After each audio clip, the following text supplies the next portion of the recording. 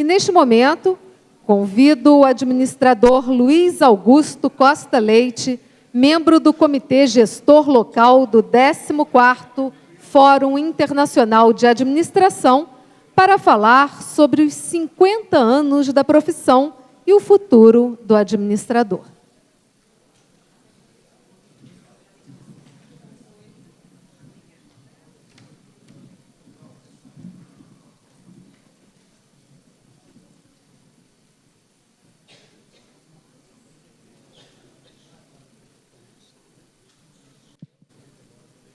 Boa tarde.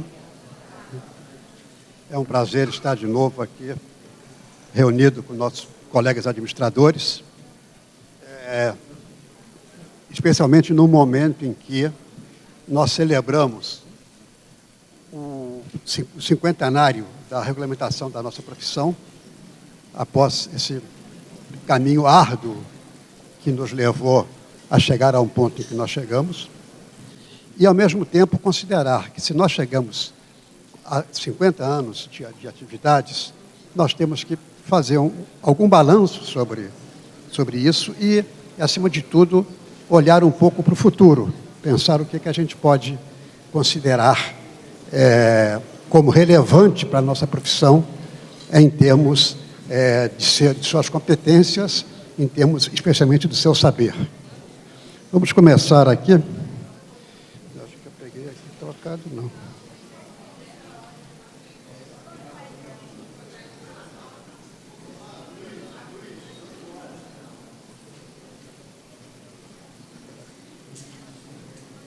Muito bem, então vamos começar aqui a nossa conversa.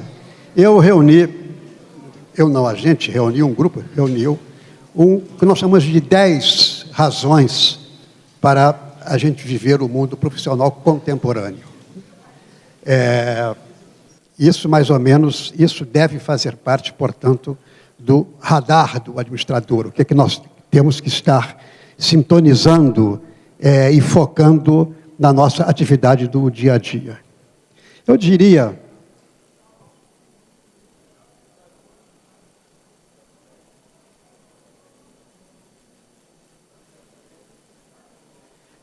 de certa maneira que eu vejo o mundo mais ou menos assim.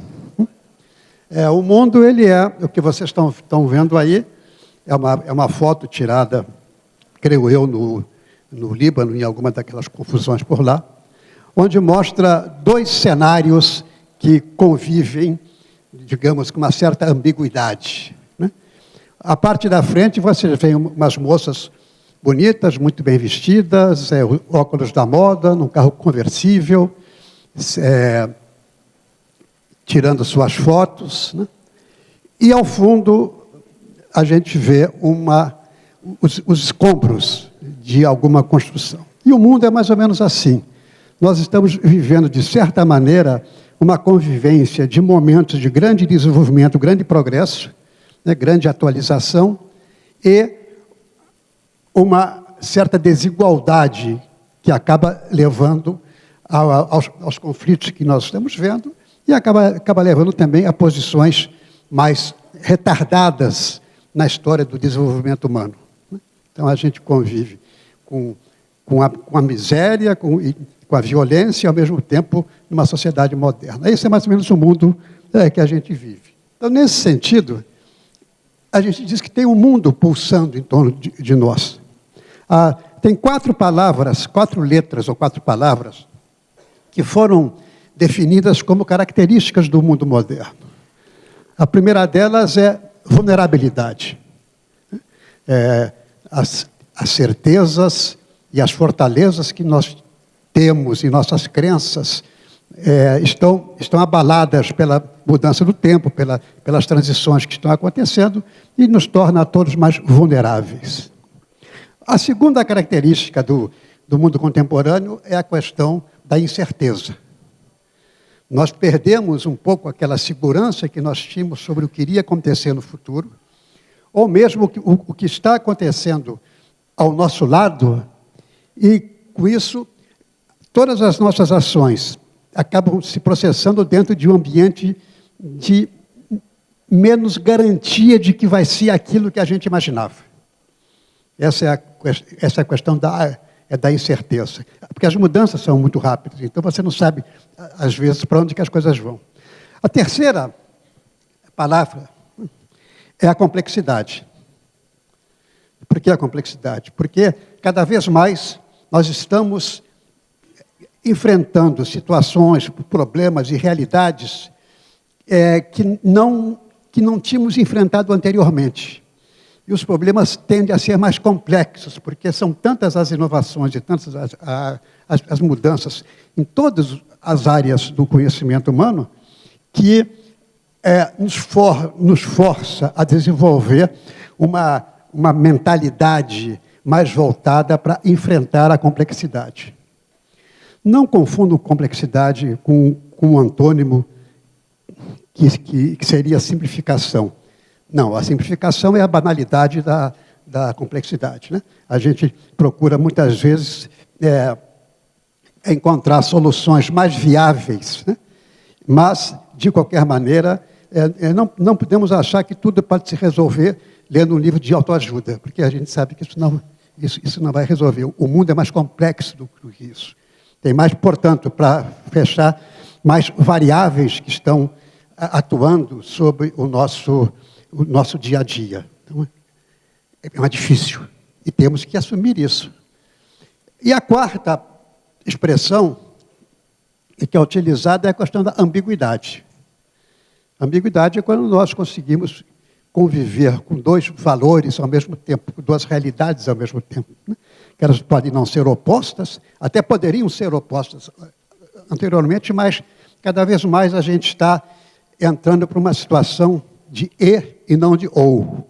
Então, vivemos situações que nós não sabemos muito bem de que lado que o vento vai soprar, mas também não temos muita certeza que a outra maneira está tão errada assim. E a gente consegue viver numa linha do que seria dialógica, né? A gente consegue conviver com duas realidades diferentes, não obrigatoriamente opostas, diferentes ao mesmo tempo. Então, essas quatro situações são situações que demonstram que o mundo contemporâneo ele tem suas características próprias. Claro que você tem a história, você tem o que a gente já construiu e tudo, mas o administrador, ao exercer a sua profissão, ele precisa, obrigatoriamente, ter esse radar, esse cenário em torno dele, porque cada vez mais as solicitações que serão feitas à sua intervenção profissional terão que levar em conta essas características do mundo de hoje.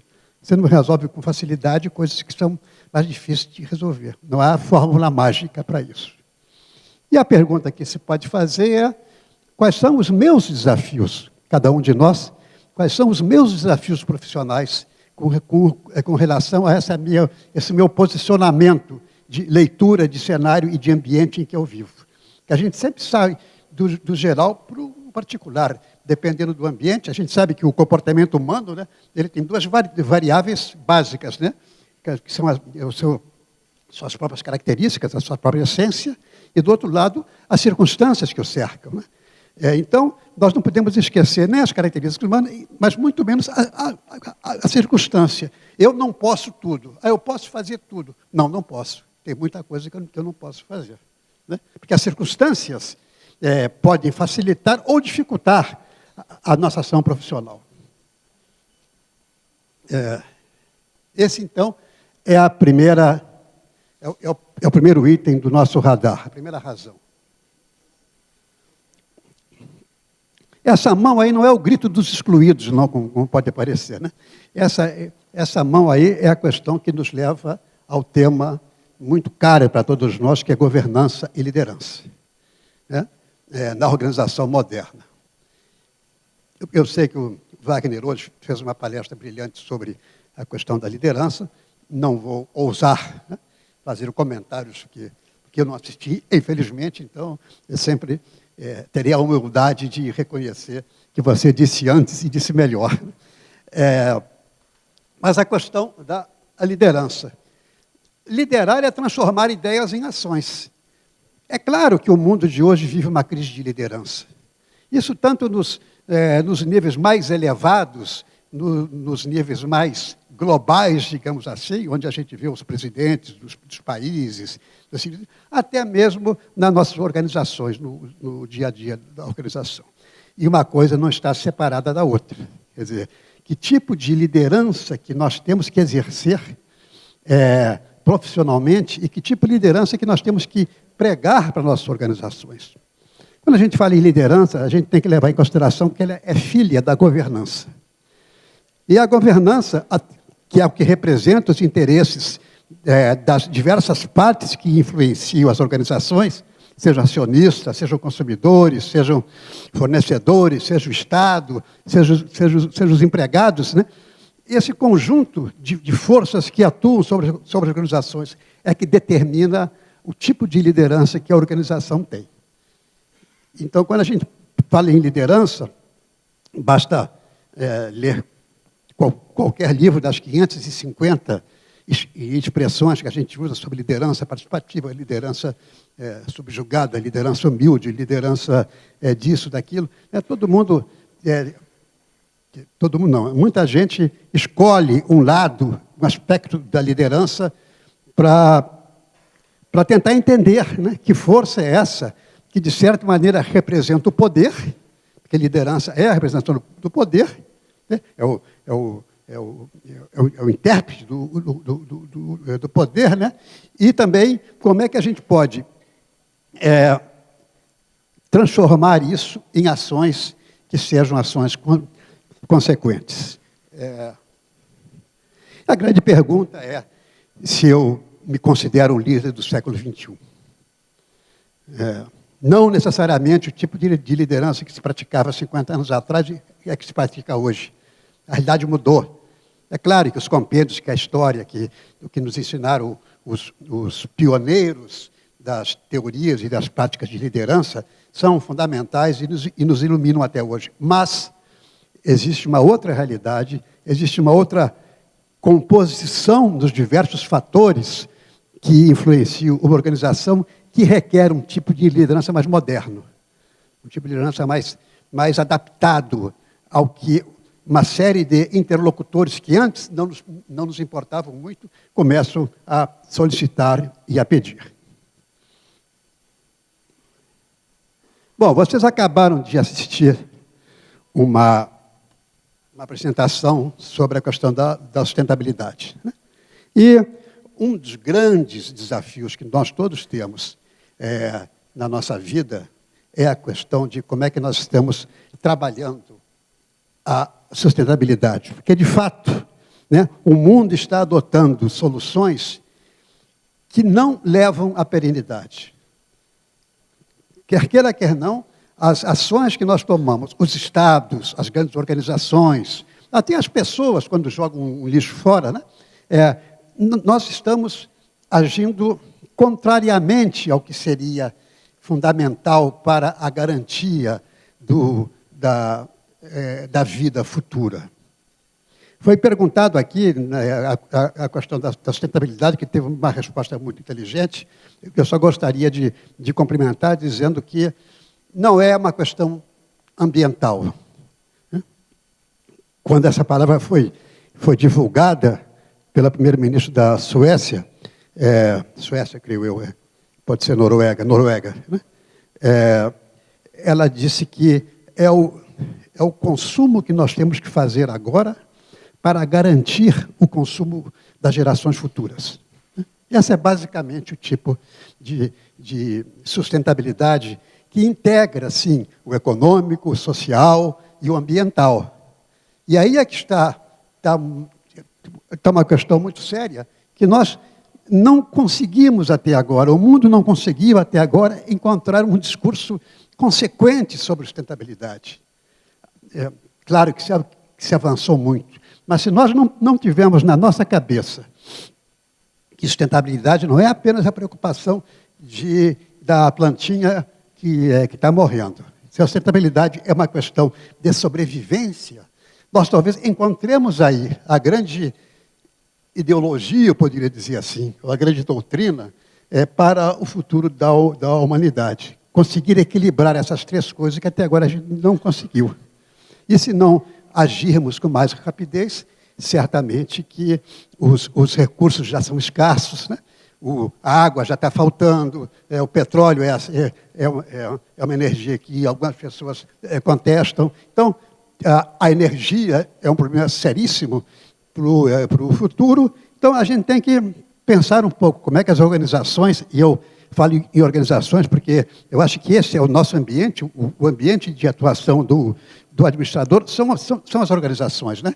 Então, a gente tem que pensar nas nossas organizações o que é que está sendo feito, o que é que não está sendo feito e quais são os valores que essas organizações estão utilizando com relação a essa questão da sustentabilidade. E aí tem um papel nosso. Sempre tem um papel nosso nisso. Sempre tem um papel que a gente não pode se esquivar. Nós temos o que a gente já viu o cenário, já viu a questão da liderança, já viu o segundo foco do radar, que é a gestão da sustentabilidade. Não é sustentabilidade, estou falando de gestão da sustentabilidade. E agora a gente vai passar para um outro foco que nós temos que ter sempre presente, que é a questão dos modelos de gestão. Esse é um foco particularmente caro para nós, porque nós trabalhamos muito nessa linha de estratégia, de organização, de estruturação. E isso é fundamental porque os modelos existentes de organização, de gestão, os modelos de gestão têm que se adaptar ao mundo moderno. Isso é uma frase boba, até porque até uma criança poderia dizer isso. Mas, de fato, tem uma questão aí que é a questão de como que eu vou garantir, como que se garante na organização a obtenção do resultado máximo ou maior através de uma utilização adequada de seus recursos, especialmente o recurso humano. Quer dizer, ser mais produtivo, estão aí as estatísticas que a gente pode ver nos jornais a cada dia, né? Os índices de produtividade que o Brasil tem são índices muito baixos comparados com o mundo. Se a gente pensar em produtividade do trabalho, nós precisamos de 4 trabalhadores para fazer o trabalho que um trabalhador faz nos Estados Unidos. Então, há uma defasagem muito grande em termos de como é que nós vamos atingir maior produtividade, já que os recursos são escassos, né? Como é que a gente vai conseguir maior produtividade juntando todos esses fatores? Essa é uma discussão seríssima hoje em dia, porque nós estamos mal nessa história. Se a gente olhar hoje no jornal, ontem, né? Vamos olhar, então, isso vem depois. Deixa eu fazer um ponto aqui, mas os indicadores não são bons. Saiu um dia desses aí o índice da competitividade mundial, feito pelo IMD da Suíça, e está lá o Brasil de novo, perdendo mais uma posição, acho que de 50º, alguma coisa no lugar por aí. Então, somos um país pouco competitivo, porque somos um país pouco produtivo. E a produção acontece dentro das organizações. Então, muitas vezes a gente está convivendo com situações, né? Como disse um dia desses, uma consultora Betânia, a gente está satisfeito com um subresultado. Somos eficientes com subresultado, porque não temos bons resultados no geral. Esse é o grande desafio para o Brasil e certamente é também para os administradores. Produtividade, essa é a palavra-chave e mágica que vai levar o Brasil a poder ocupar posições mais destacadas no cenário mundial no futuro.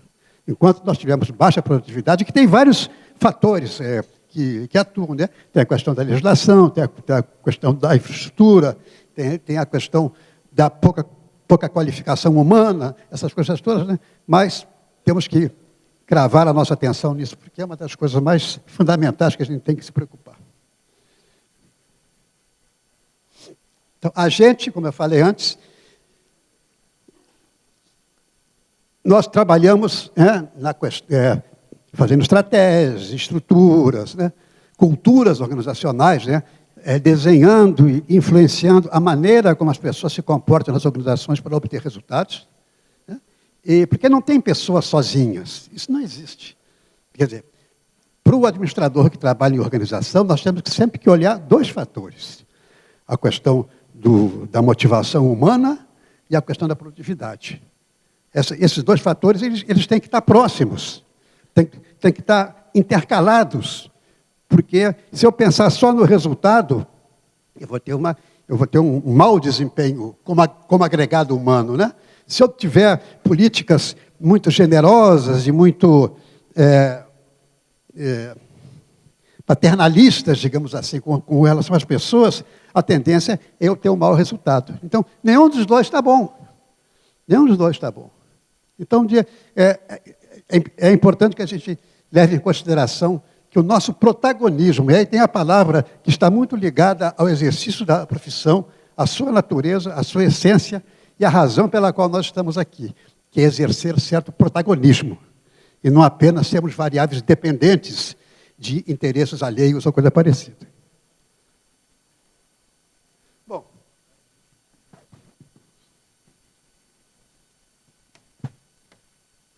já que nós falamos em produtividade, falamos em pessoas, né? O que esse cruel desenho aí nos mostra é a relação entre as pessoas e as organizações. Esse é o quinto foco do nosso radar. Tem uma mudança muito grande nisso. E eu não estou falando aqui necessariamente na questão das relações trabalhistas, especificamente, se bem que isso é um ponto também, claro. Tudo está conectado. Eu estou falando na relação de cada um de nós com o lugar em que nós trabalhamos. E começa pela pergunta, por que eu estou trabalhando? Por que eu trabalho? As pesquisas mostram que para ganhar dinheiro é o quarto. Né? É uma pesquisa que eu vi recentemente. Né? Eu trabalho porque eu preciso me relacionar com pessoas, que eu preciso fazer algo produtivo, que eu preciso aprender, que eu preciso crescer. Essa é a razão pela qual nós trabalhamos. Senão a gente vai viver naquilo que o Sennett falou, Wagner, de a jaula de ouro. Né?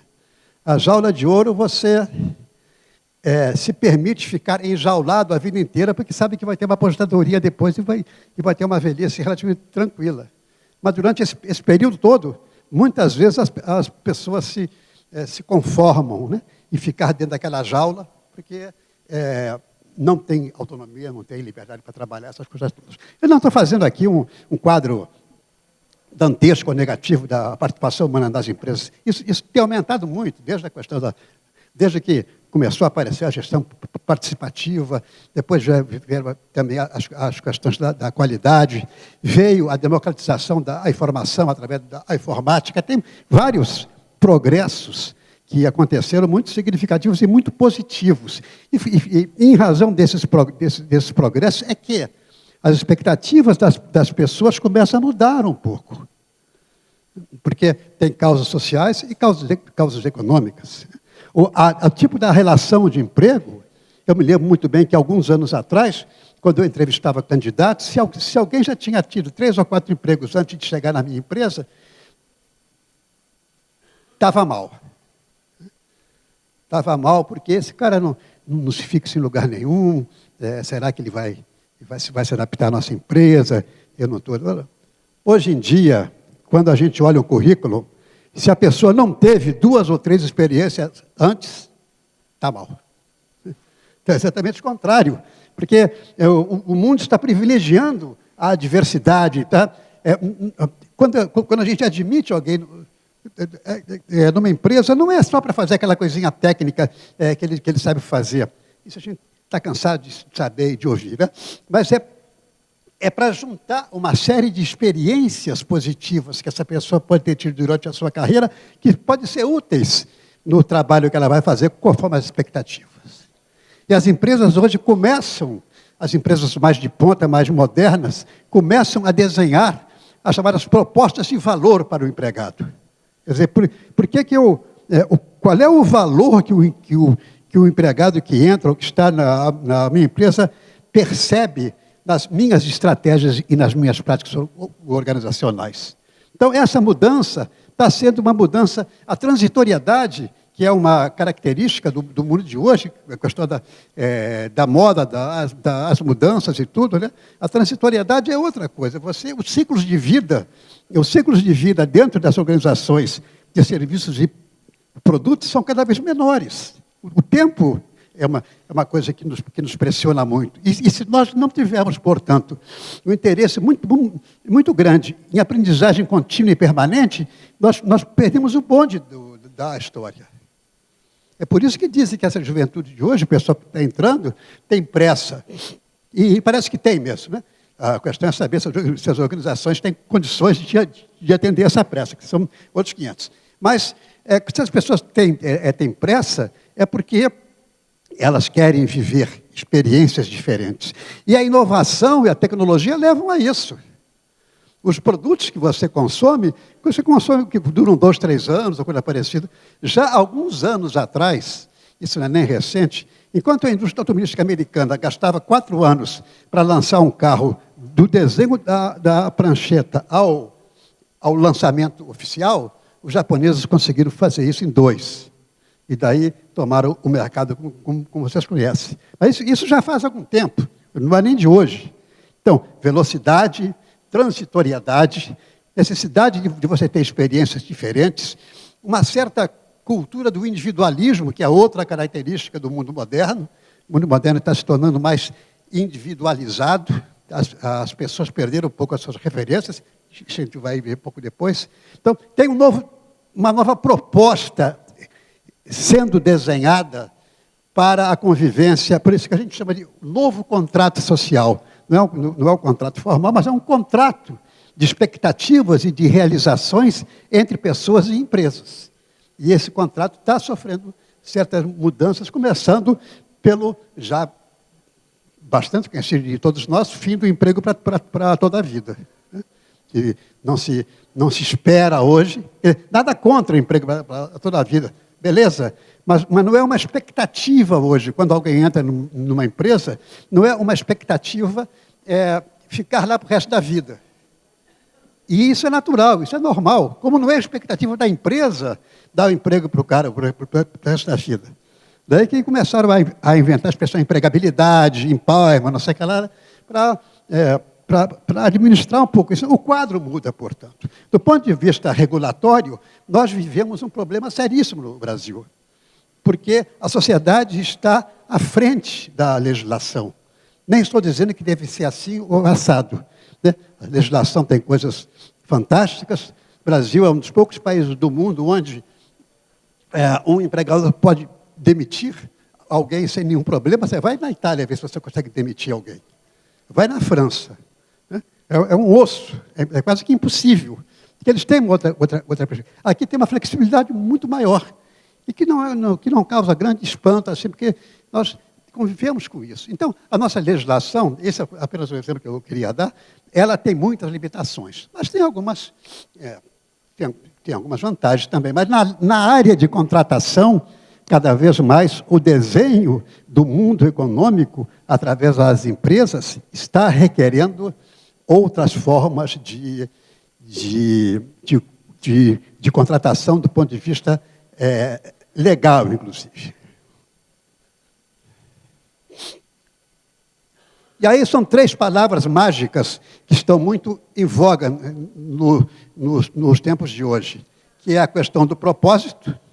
Qual é o propósito do meu trabalho? Né? Para que eu estou aqui?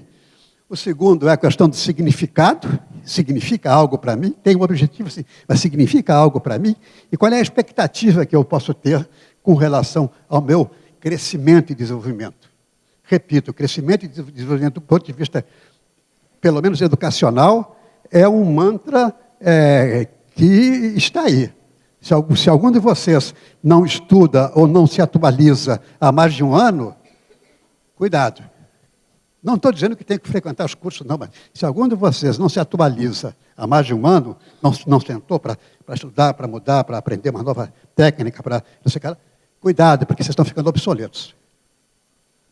E o nível de obsolescência aumenta muito rapidamente se você não estiver sempre na engrenagem da mudança. Bom, aqui nós temos um giz e um apagador, né? Que nos traz, possivelmente, a questão mais séria que a gente esteja enfrentando hoje em dia, que é a questão da educação. Não é uma questão apenas brasileira, mas é particularmente brasileira. Por isso que antes eu estava dizendo, leio o jornal de ontem ou de hoje, quando saíram os resultados do IDEB, e vejam que drama. Você sabe que o Brasil hoje está formando menos quantidade de pessoas no ensino médio do que 2 ou 3 anos atrás? Menos quantidade. Não é percentual da população, não, é quantidade. Se, digamos, 5 milhões de estudantes se formavam no ensino médio algum tempo atrás, hoje são 4 milhões e meio. Estou apenas um exemplo para ilustrar. Então, os nossos níveis de educação são níveis muito baixos. São níveis que envergonham, estão lá no fim da linha. Hoje eu acho que está no Globo, não sei, o valor está lá, o Brasil está em último lugar na relação de investimento por aluno em 50 países, por exemplo. Último. Quem lê o jornal pode até me corrigir. Essa é uma questão séria. E nós, como profissionais, nós temos que ser protagonistas da mudança. Hoje, uma dimensão, se eu tivesse que descrever o cargo de profissional de administração, um dos itens que eu escreveria seria ser educador. Porque nós temos uma responsabilidade muito grande com a sociedade, porque se a gente não abraçar essa causa, gente, esse país vai continuar sendo visto por galhofa. Por galhofa. Tanto que o jornal hoje diz o seguinte, quando eles fizeram essa pesquisa sobre educação, não era pesquisa sobre educação, é uma coisa que liga a educação, que é a questão de cultura. Fizeram uma pesquisa sobre cultura mundial e quando viram os resultados do Brasil, pararam, disseram, isso não é possível, porque não é essa a imagem que a gente tem daquele país, onde mostrava uma intensa dose de conservadorismo em opiniões com relação a assuntos significativos no mundo, como família, religião, essas coisas todas. Então, é a educação que muda isso, né? Você não educa para instruir, você educa para a vida. E a gente sabe que cada ponto percentual a mais no nível de educação significa uma renda maior para aquela pessoa que tem. Em termos conceituais, sim. Então,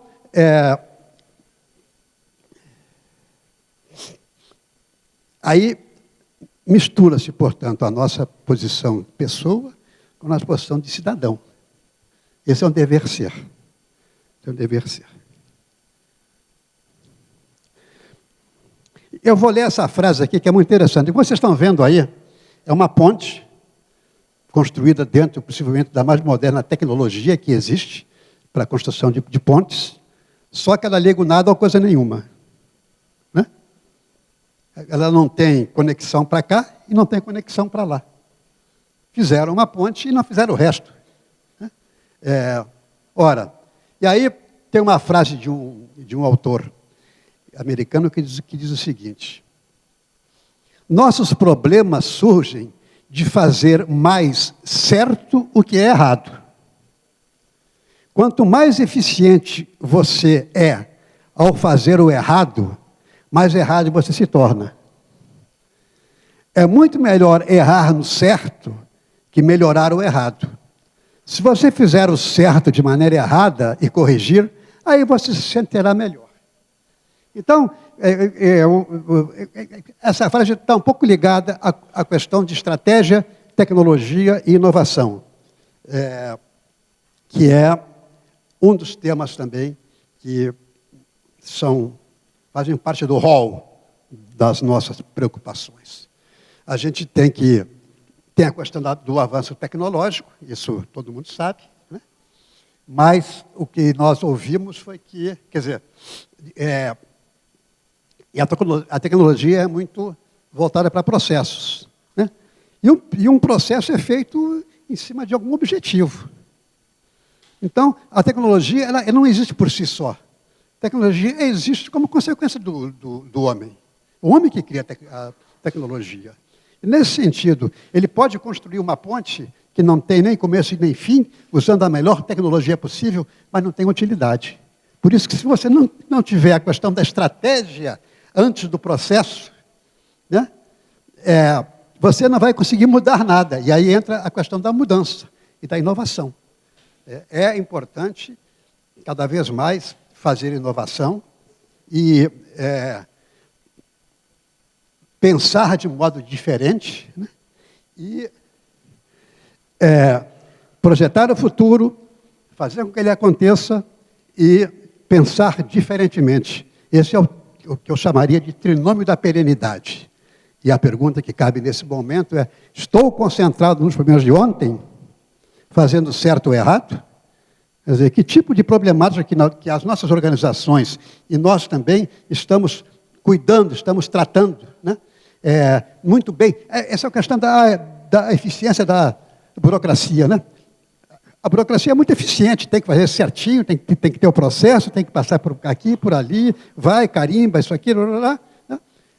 Mas isso tudo pode ser feito em cima do que é errado. E a nossa contestação é a seguinte: que tipo de estratégias nós temos que ter nas nossas organizações, seja privada, seja pública, estejamos mais longe ou mais perto das lideranças, não importa. Aqui é uma questão de consciência. É consciência profissional. O que é que nós estamos concentrando a nossa atenção e se estamos fazendo exatamente a mesma coisa sempre, sem conseguir ver o produto final e os resultados do nosso trabalho. E aí que vem a questão da tecnologia. Porque a tecnologia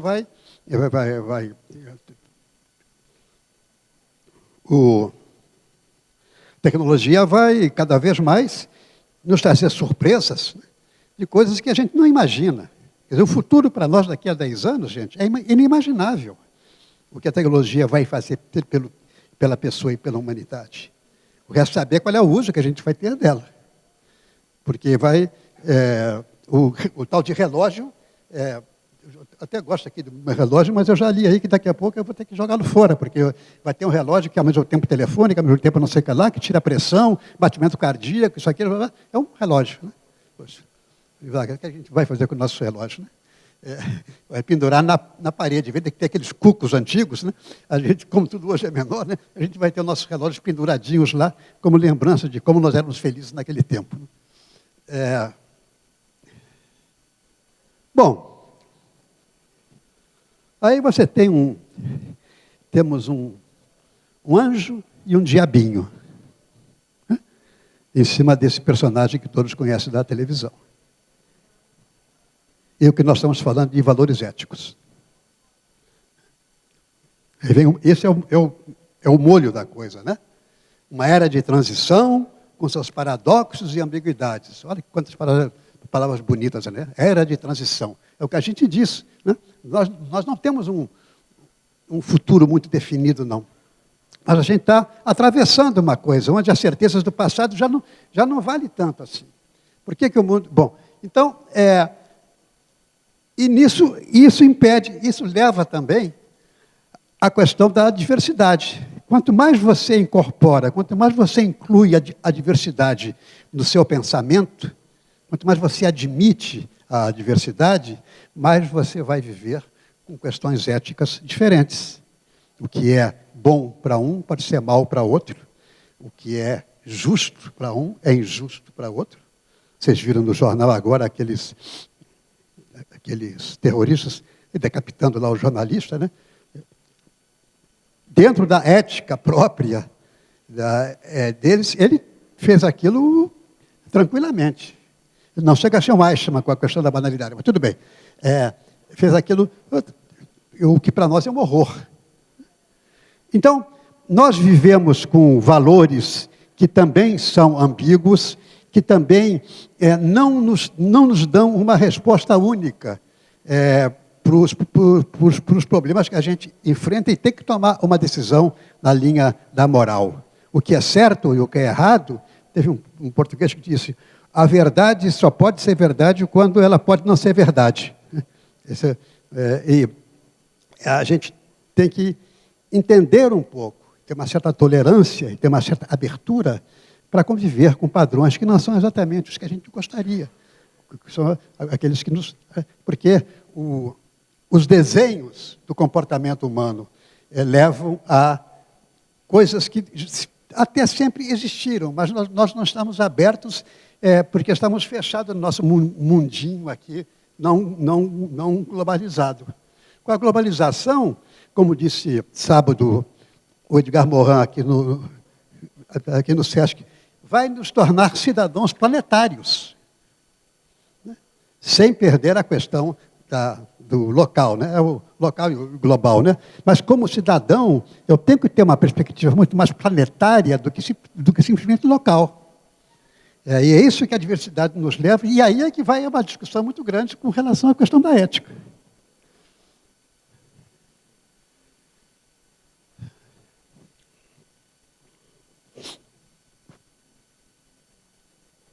Eu roubei de um apresentador, confesso aqui o meu ato antiético, de furto, furto com objetivo.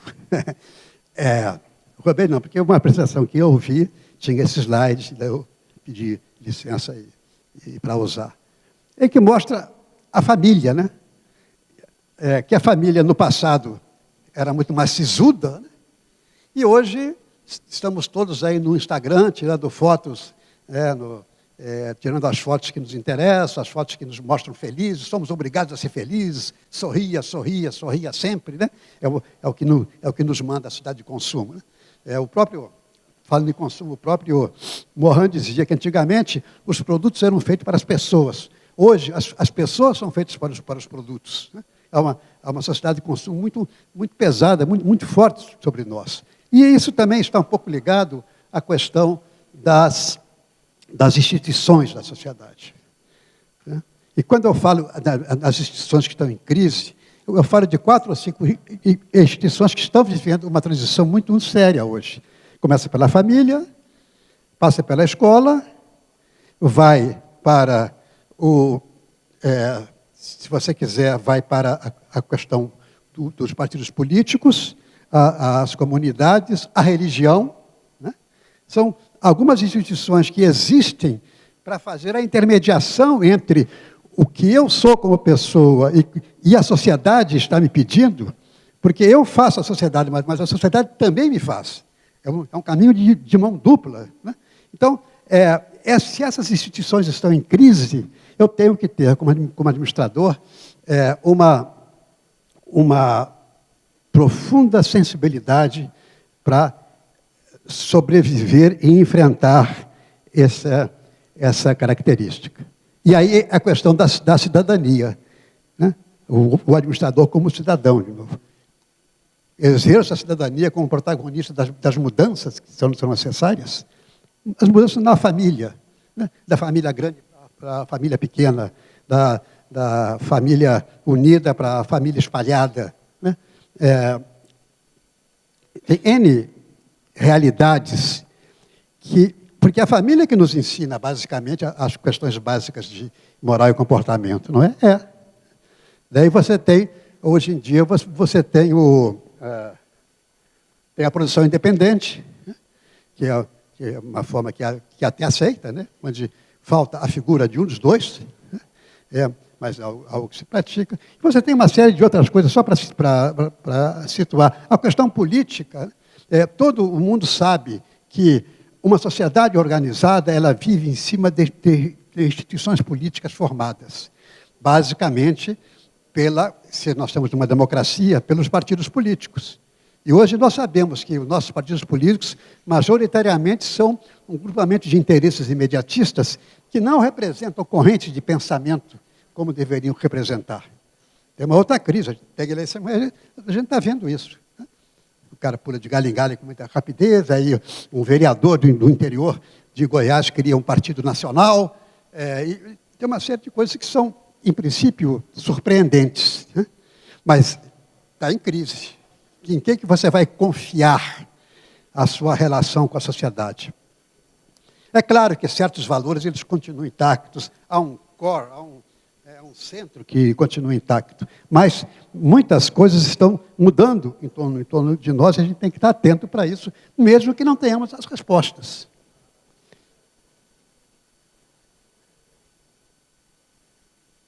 E aí nós passamos para os próximos 50 anos.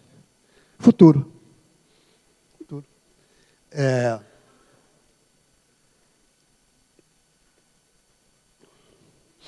Não tem só uma revolução tecnológica. Né? Nós temos uma revolução cultural também no mundo. Uma revolução social, cultural. Essas coisas acabam se juntando. Que tipo de filhote isso vai dar, a gente não sabe direito ainda. É porque os próximos 50 anos serão, de certa maneira, não muito agressivos com o mundo como nós vivemos hoje, mas certamente diferentes. Não será um mundo melhor, como imaginado pela esperança das utopias, né? Não será um mundo muito melhor. Essas coisas levam tempo para mudar, né? Mas também não será necessariamente um mundo pior. E o que a gente vai fazer nos próximos 50 anos naquela linha de que eu posso não chegar não saber onde eu vou chegar, mas eu tenho que fazer algum caminho. Não querer fazer um caminho é aquela frase da Alice, né? Que no País das Maravilhas, que ela disse, olha, para quem não sabe onde quer chegar, qualquer caminho serve. Não é bem isso.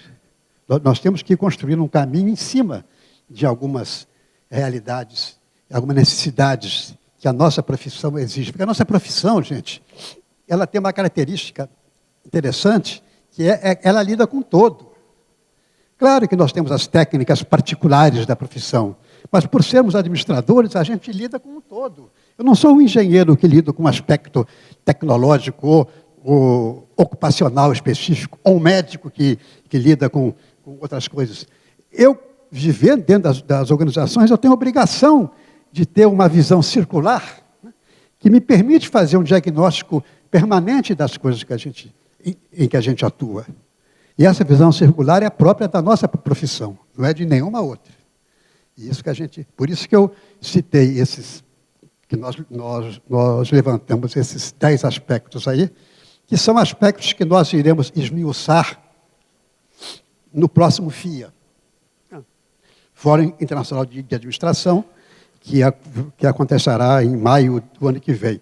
A gente selecionou essas 10 dimensões de preocupação, de visão e de foco do administrador para mergulhar mais essa reflexão no próximo congresso, para a qual estamos convidando personalidades extremamente competentes, brasileiros e outros internacionais, para nos ajudar a trabalhar um pouco melhor isso. Nós estamos aqui no final, deixa eu passar.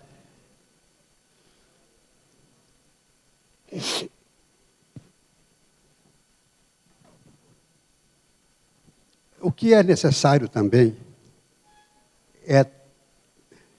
nós escolhemos 3 roteiros, digamos assim, da transição. Um deles, particularmente, que interessa a nós administradores, é a questão do ensino. Falamos em educação, né? Questão do ensino. Leiam, vocês conseguem ler isso aí?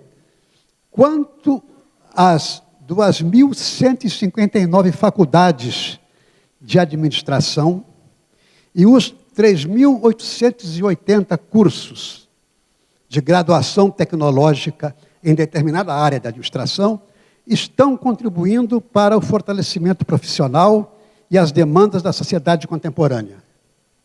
Como é que está o ensino da administração? Estamos preparando pessoas para esse mundo que a gente está mostrando aí? Ou não?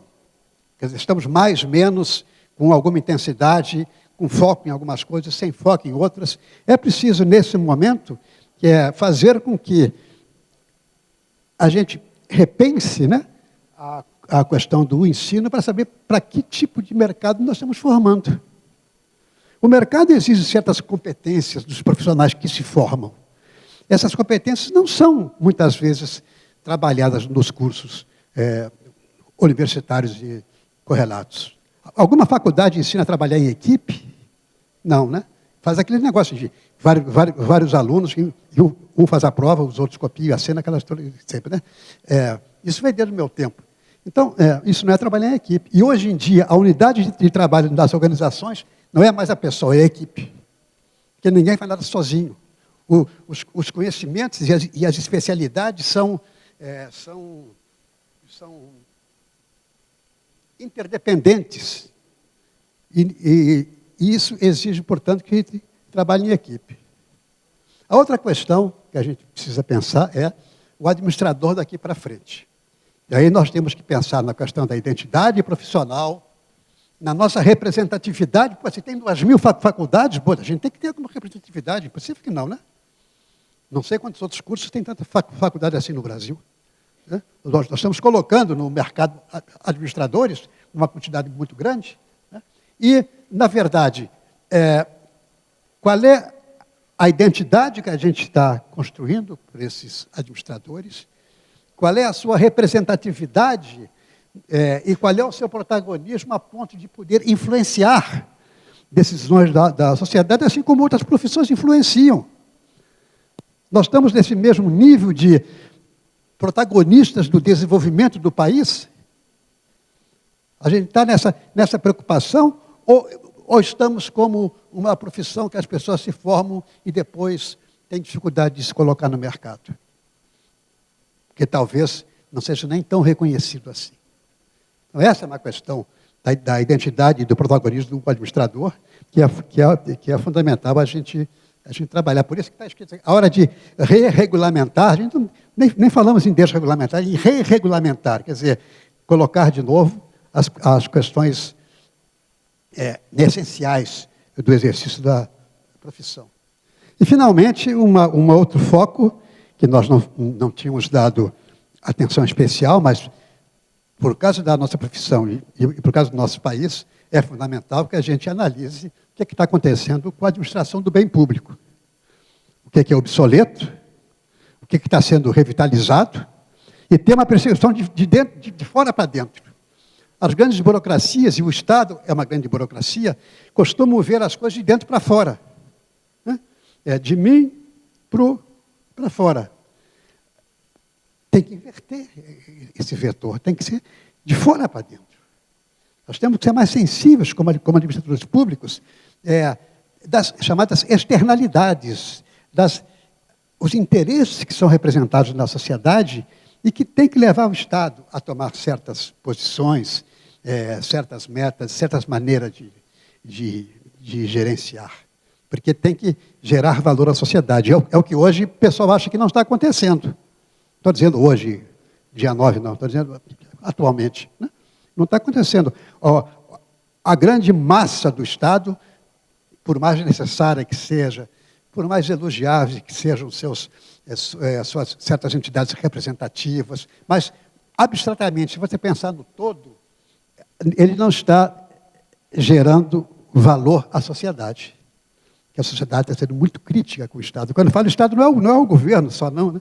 Não é o executivo, o executivo, o legislativo, o judiciário, todos os componentes do que se chama Estado, que estão aí para nos ajudar a viver, mas a gente precisa também exigir que ele nos ajude a viver e não apenas que peça.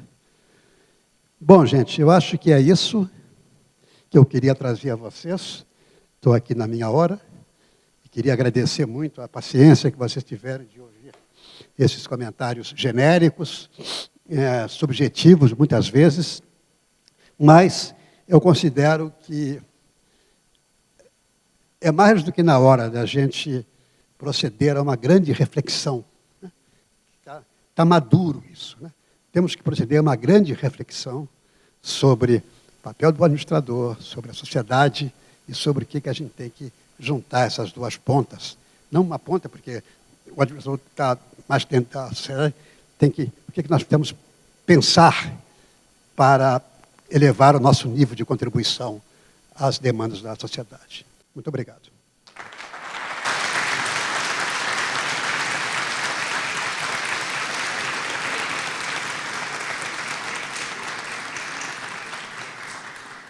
Bom, neste momento, então, convidamos o administrador Wallace de Souza Vieira para fazer a entrega do certificado ao administrador Luiz Augusto.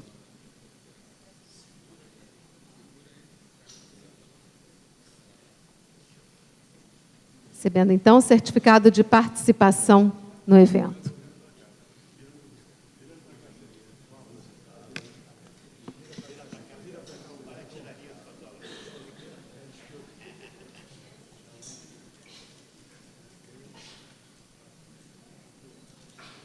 Agradecemos, assim, então, ao administrador Luiz Augusto Costa Leite pela apresentação.